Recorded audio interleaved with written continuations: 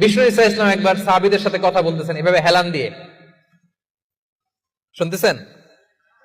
বিশ্বনবী হেলান দিয়ে বলেন, আলা উনাব্বিউকুম বি আকবারিল কাবায়ের, সবচেয়ে বড় কবিরা গুনাহ কোনটা তোমরা জানো নাকি? সাহাবারা বললেন, আপনি সবচাইতে ভালো জানেন ইয়া রাসূলুল্লাহ, আপনি বলেন।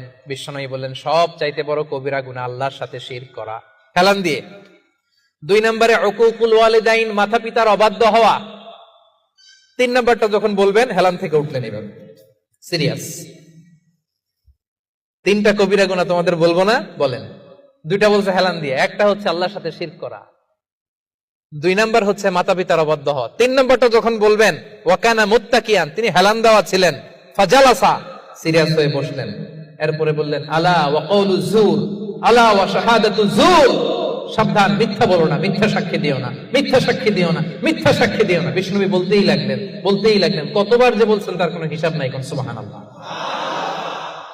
সিরিয়াস, খুবই সিরিয়াস।